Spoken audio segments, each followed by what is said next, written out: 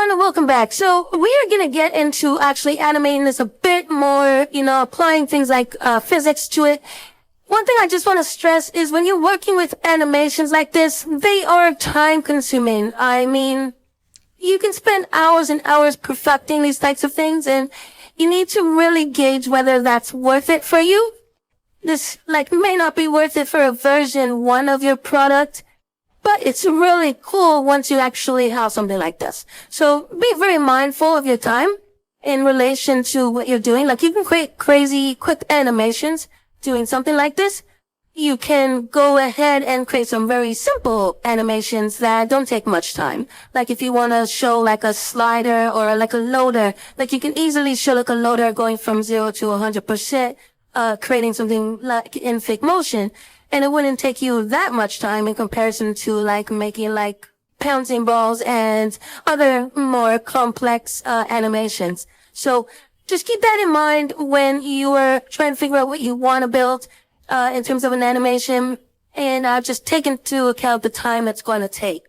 You don't want to go down that rabbit hole and not actually deliver anything. Let's jump right in. So I have my notification bubble over here selected. I'm going to go into Figmotion. There it is. So I think we have some pretty good timing right now. So it's going to jump up and down. Now what we can do is we can keep on we can make this animation a bit shorter now. Let's just see how that looks. Start from 0. I like it. Okay, and then when it comes back down, it's going to just stop at like 9. Let's just drag that over. So that pause at the top was a little awkward. Okay, we can even bring in a drop just a bit more. Okay, so we have our basic drop here. Now what I want to do is we're going to have to work with like just width and height as well. Best way to do this. So if we were to start at say like 1, and before we get there with our width, maybe we'll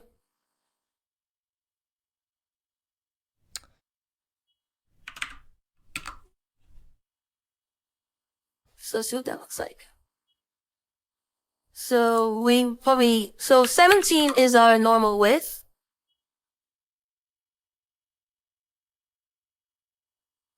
Okay. So we can, this is my only gripe with Figmotion, is like I can't drag multiple keyframes, and it's such a pain to actually get that to work properly. So this can be at 17, and this will not be a linear. We'll just do ease in and out. Let's see what happens. So it's gonna boom. So I wanted to, let me see what's gonna look. So it's gonna go to 17. So this is obviously like you just need to figure out what's going to work for you.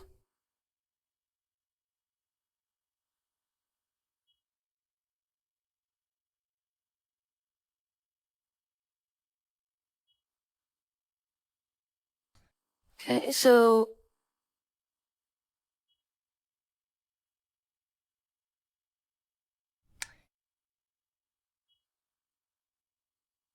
her height needs to be different as well. We will drop down to 15. I think that's fine. So 15.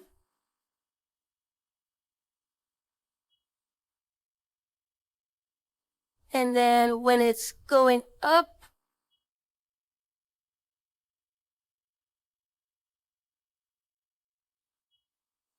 we're going to have another keyframe here.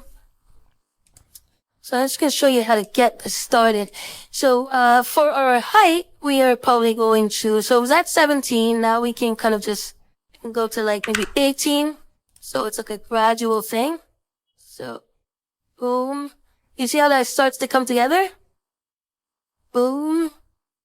So I squish. So that squishes a little too much over there. So squish. And really, that's where we're gonna start seeing some more change. So we can bring things in a little bit more.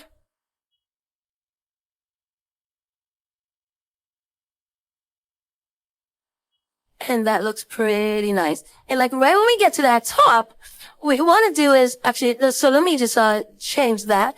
And what we want to do is when we get to this top portion, we want our width and our height to just return back to normal. So we're at 17 here. I think we're at 17 here as well. So that's good. We can actually drag that. That's just gonna stay there. We want our height to go back to normal. So we're gonna go back to 17. We want to make that ease in and out. So we're gonna be like, boom, and then drop. And when we drop, that's when we go back to squishing it. So look at that. That looks actually really cool. So let's go ahead and do that again. So when we get to the top, what we're gonna do, so that's when the drop happens.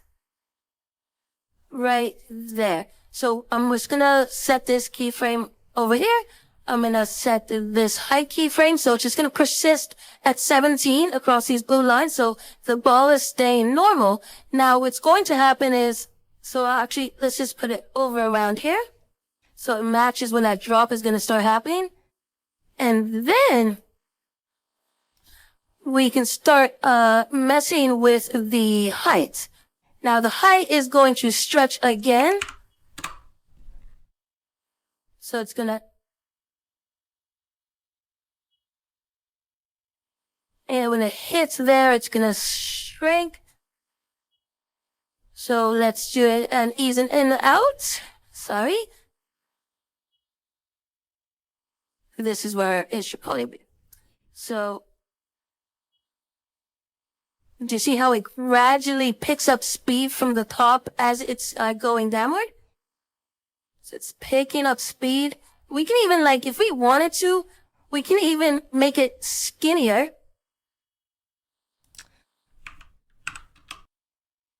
Let's do ease in and out. Beautiful. So it's going to shrink, and then when it gets to there, it's going to be kind of instantaneous. You know, at the top, when we got to the top, we like gradually got from like something that was more skinnier to something that was much more normal over here. So what do we get? We went from 17. What do we have over here? So we're at 18 in height. Like we could have even went 19 in height. Let's just take a look.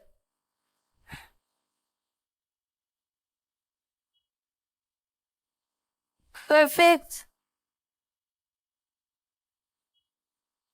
So when we're out there, we can just go to the top, and once we hit that bottom, I want to start to actually, so I'm just gonna boom, boom. So those are gonna stay stagnant, and we're gonna hit that bottom really hard. And let's see what it looks like. So we're gonna go back to 17.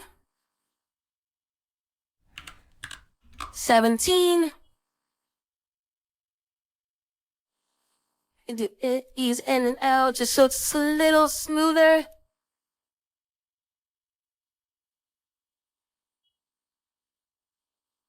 Let's see what that looks like. So one thing you're noticing that is missing is when we do get here, her width should actually be like 15. Oh, no, sorry. Our width shouldn't be 15. Our width should be something like 19. Oh. So it's squished, and the height should be something like, I don't know, 15?